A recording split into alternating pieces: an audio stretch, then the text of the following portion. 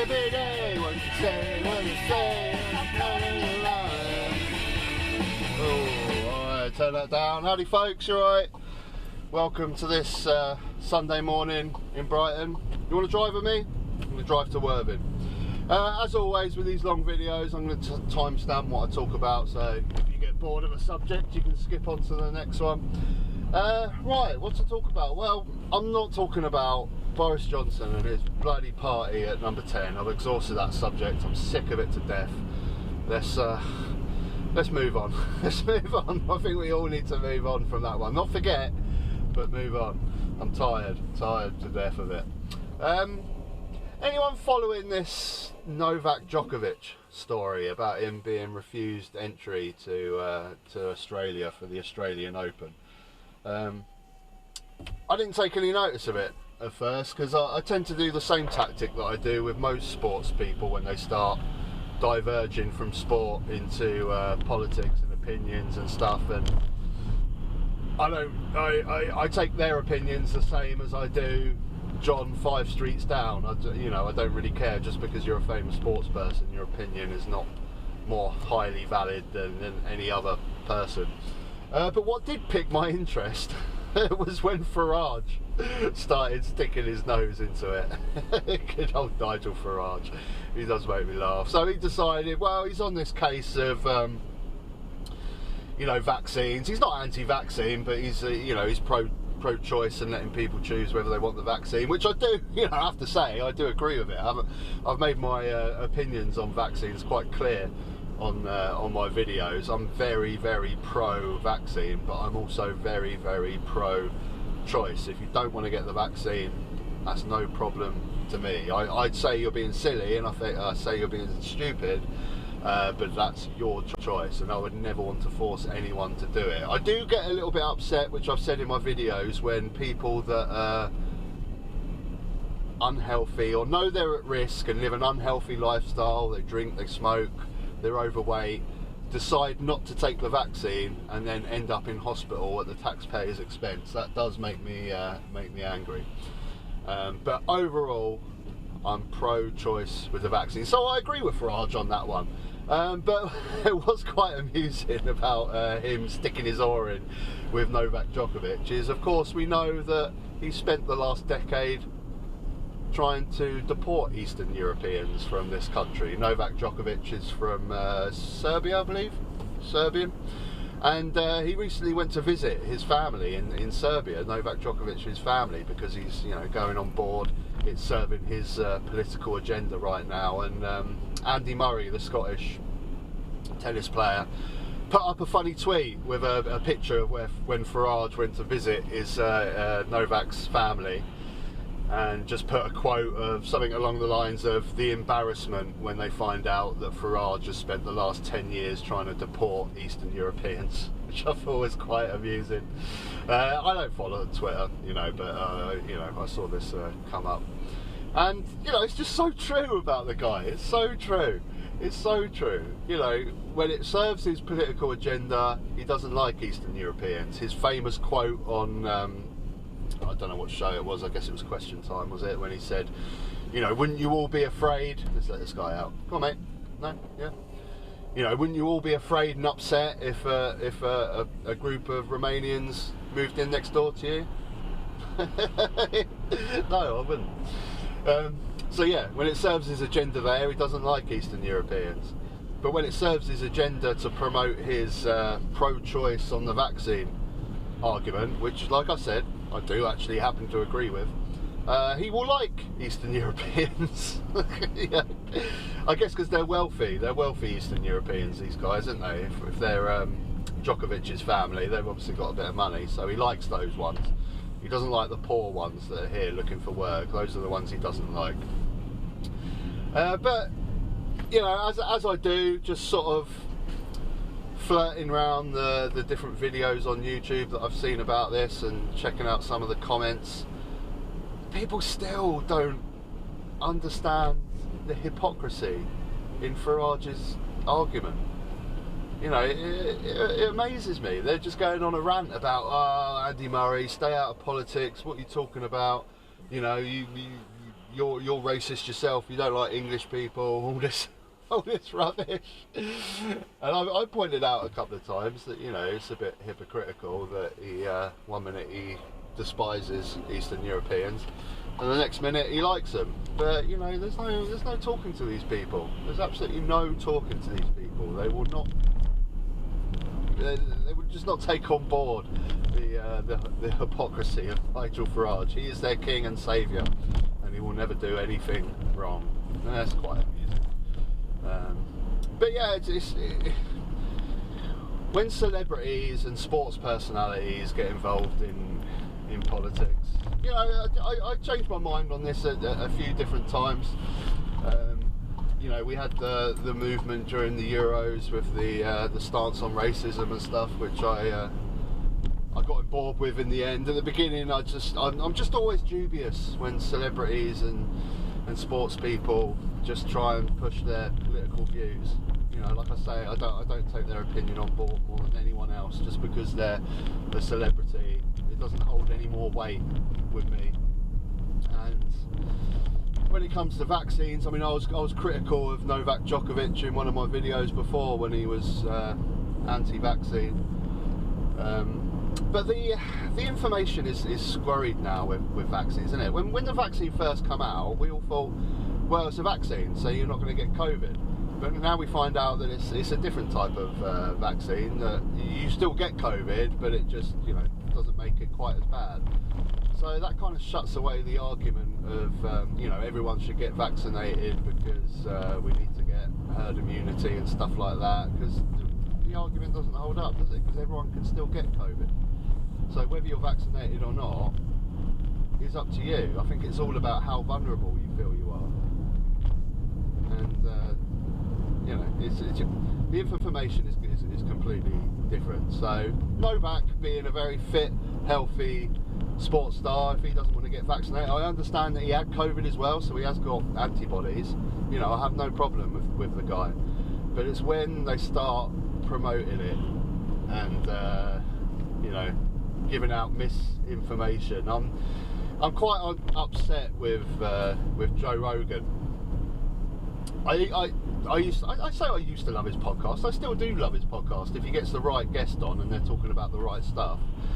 But I just haven't been able to listen to his podcast since the whole coronavirus situation, because as soon as he starts talking about it, I go crazy. I'm like, you're not a doctor, Joe, and you know, your podcast goes out to, you know, I think 11 million viewers on average, each one of his podcasts, and he is anti-vaccine. I mean, he just is. I mean, I think he says that, you know, vulnerable people and people with health problems should probably get it. But he just quotes so much misinformation, and I just can't listen to the guy anymore. But he did actually finally get sort of debunked, I guess, by one doctor that he had on his show recently, because his big argument is that the vaccine increases chances of, and I cannot remember what the disease is, Merophilopus or something. I don't know, but there is, it is true, it is fact that the vaccine increases the chances of this, you know, like blood clots and stuff. The same argument was for there. But what this doctor was proving to Joe, and in a way making him look quite silly, was the fact that COVID itself, catching COVID, increases the chance of this. And if you get it seriously bad, it increases the chance of these blood clots and these other things more than the vaccine. So getting COVID is going to increase these chances more. But I just can't listen to the guy. I really cannot listen to Joe Rogan anymore. If I have a whiff that he'll start talking about COVID on his podcast. And this is what I don't like, when people like Djokovic come out being anti-vaccine, and I don't want to listen to these people. Their opinions hold no weight for me at all. Anyway, next. What else I want to talk about? off the political discussion a little bit, I guess. I just finished watching Afterlife by Ricky Gervais. You seen that show? If you haven't seen this show, skip to the next chapter and go and watch it, because it's a really, really great show. I don't know, it's weird because I've always loved Ricky Gervais. I love him. Fundamentally, I love the guy. I really do. I love his comedy. I love everything that he's done. But this show in particular is just different. It's really different, and I love his comedy. But it's not the comedy that I love in this show. In fact, some of the comedic parts of the show I'm not really into, like that psychiatrist character. I never really got on board with. I didn't really think he was that funny, and there's a couple of jokes that fall flat for me. But it's all about the drama part of the show, and that's what the show's about. It's about life, because you laugh, you cry, which is what happens in life, right? That's what life's about, and it is just a slice of life, and that's why I like this show. I mean, the obvious thing that people can relate with this show is if they've lost a loved one. The whole premise of the show, as if you're listening to this right now, you've watched, is about the main character Tony losing his wife and him dealing with that. But it's so much more than that everyone can relate to. So if you've lost a loved one recently, of course you can relate to the character of Tony, and you probably get so much from this show. But for me, the show as a whole is more just a slice of life. You've got so many characters in this show, and they're all flawed. They all have their own problems. And for me, the message is, everyone seems to be looking for this perfect way to live their life, the perfect person to be in their life, but you're never going to find it. And most of the time when you're looking for it, you're missing what really happens in life. And I just love all the different characters in the show. Like I say, they're all flawed in their own way, and it seems like they come to a realisation at the end of the show of what's important in life. The character Kat, played by Diane Abbott, I love Diane Abbott, she's amazing, is constantly looking for this perfect boyfriend, this perfect guy that's intelligent and has a good job, and she feels like she has to lie about the job that she has because she wouldn't be able to attract someone like that. Why? As we find out in the end of the show, why? Why are you spending so much time looking for this perfect person and lying about your own life when she eventually, I guess, gets with the Joe Wilkinson, the actor that plays that character, the postman. She eventually gets with someone that she'd never ever think of getting with, that will obviously make her happy. Same with all the characters in the show. Lisa, Ricky Gervais's Tony's wife that died's brother, the editor of the newspaper, constantly feels that his life is boring and doesn't have meaning, and he's constantly finding ways to get meaning into his life. He thinks that he should socialise more and have dinner parties, and he invites Tony and his girlfriend slash friend at the time to come over and have drinks, and it just falls flat. That's not what he enjoys. He constantly tries to play sport against Ricky Gervais. I keep saying Ricky Gervais. Tony, the character's Tony, keeps wanting to beat him at sport because he thinks that will give his life meaning. When at the end of the show we see that his life is all there. Everything is all there in front of him, his wife and his son. And that's what's important, and that's what brings his life joy. Why are you constantly searching for this life, this perfect life that you should be leading, when everything's there in front of you?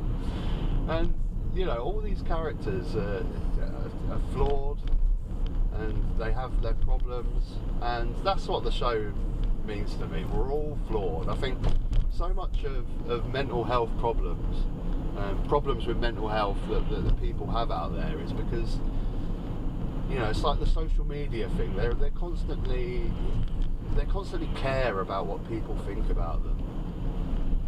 You know, I'm not leading this perfect life that other people are leading, and they're constantly trying to please people. No one cares. Hey, everyone's got their own problems. Okay, no one cares about what you're up to or what you're doing, because they're concentrating too much on their own problems. You know, this is one of the fundamental things that is so problematic with mental health, is everyone is just obsessed with what people think about them, and no one cares. Just concentrate on your own life and just, you know, living it in your own bubble the best way you can. And that's why I adore this show, because you can just take so many different things out of it. You really can. And the ending was beautiful. It's unusual for Ricky Gervais to do 3 series of a show. Usually he fundamentally always, with The Office, with Extras, with Derek, he always just sticks to the 2 series show.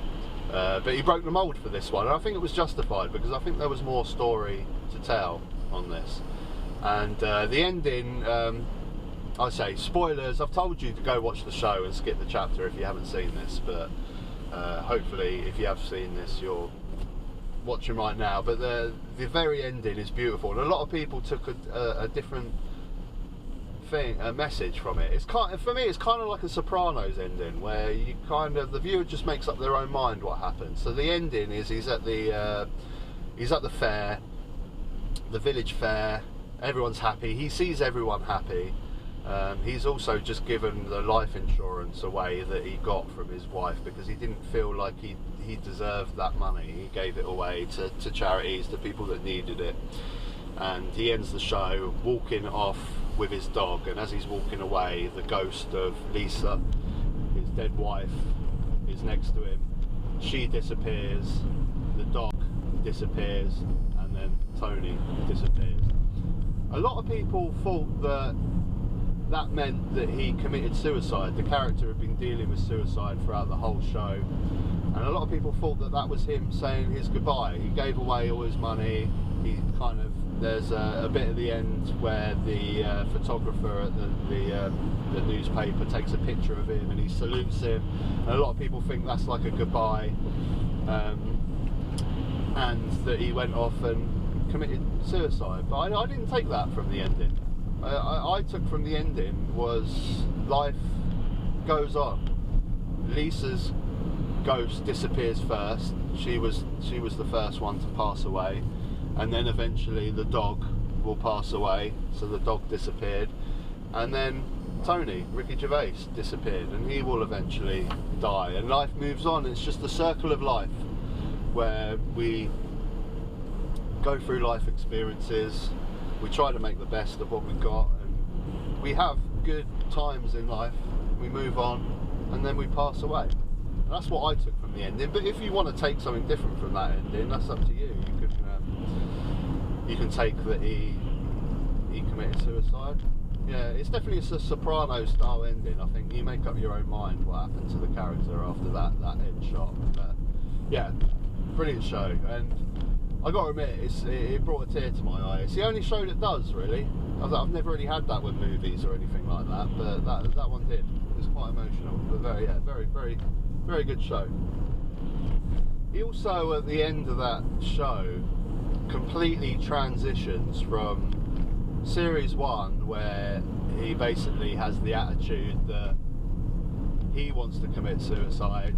He doesn't care about life, so he will just do what he does. He'll go around, he'll call people cunts, he's kind of like a superhero power, where he just doesn't care. He wants to die anyway, so he can just do whatever he wants, say whatever he wants to anyone. But at the end of the character's journey, he sees the power of doing good for people and being nice to people and understanding that everyone is flawed. Which is it's amazing. It's an amazing change of character, and that brings me on to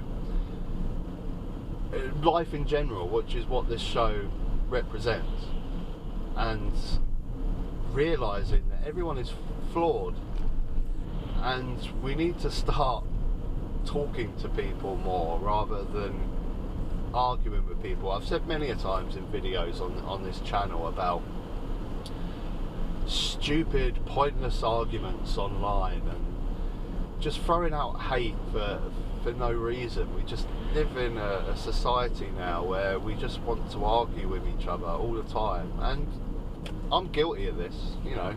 I get into stupid, pointless arguments in YouTube comment section. I'm trying my best to stop doing it, I really can, and I have. But it just happens. Sometimes I can't help myself, and at the end of it I just think, what am I doing? Why am I arguing with someone over something really stupid online? What benefit is this bringing to me in life? It's bringing no benefit whatsoever. And we just have so much sadness and hate in life. Why do we need to bring more? I constantly see things like pointless debates that don't need to be a debate. You know, the transgender debate that we get online so often. Why are we arguing at each other over this stuff? You know, on both sides of that argument about transgender, the core value is always the same on both sides. If people want to be trans, great, let them do it. But the pointless argument comes over language and using the right language or having this. It's pointless. Why do we argue over these things? It brings no quality of your life to anyone in this world. There's so much hate in there. Why do we need to spark up pointless hate and more reasons to divide us? And I need to try, and like I started this conversation, I fundamentally want to stop having pointless arguments with people online, because it's just such a terrible thing to do, and you can never really have a proper conversation with someone online anyway, and you wouldn't say half the things that you'd say if you were actually talking to someone in person. You know, it always comes back to Brexit, but Brexit is the best example of this, because it's a fundamental difference where people have a vastly different opinion on a subject, and you're never ever going to convince anyone of the other. But when the hate comes in, that's what I don't like. When people hate people that have a difference of opinion. I can never hate people.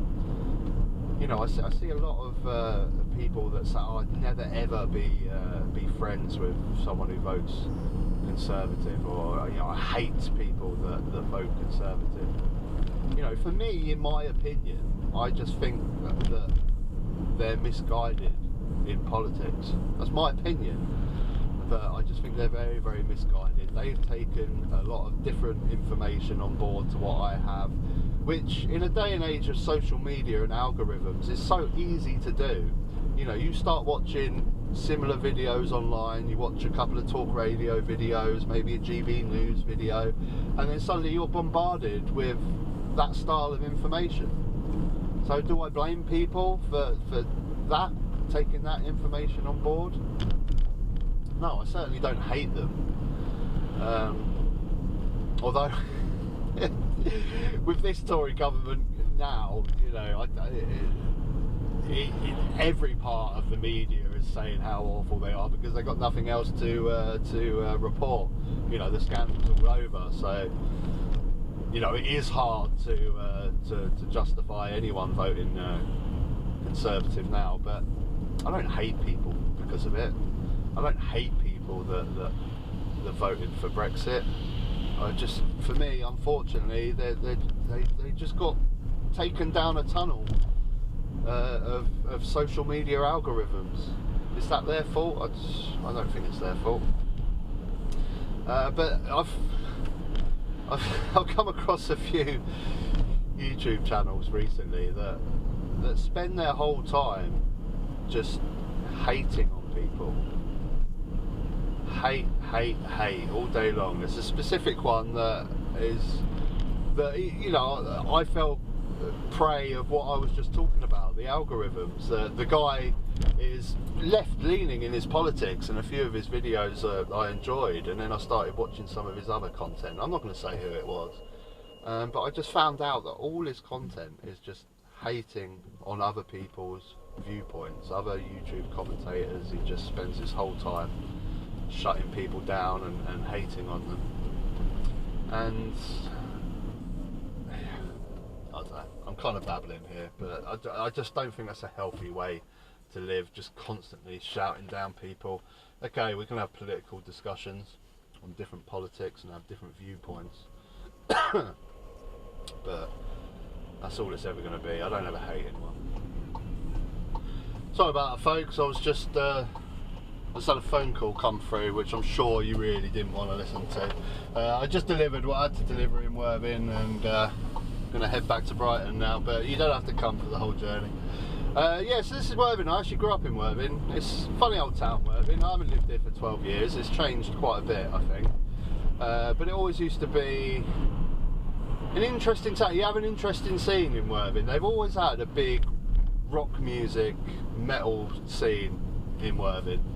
I don't know why. I guess it's like one of those small towns where, you know, in Brighton where I live, you got every scene imaginable going. If you want to go to a certain type of bar or a certain type of restaurant or group of friends, you're going to find them in Brighton. There's someone for everyone. But Worthing, I guess, when you're a kid growing up, it's either chavving it up in Tesco's car park or joining the rock and metal scene, which is pretty much the two choices in Worthing. There wasn't really much going on, but yeah, nice little town. They've still got the ice rink up there, haven't they? They've taken the one down from Brighton. But yeah, anyway, folks, that's all about it, I think.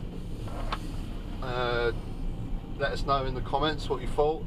Am I just rambling shit for half an hour while I drive along? Do you like these longer videos? I don't know, I'll keep pumping them up. If you like them, you like them. If you don't, you don't. Until next time, take care.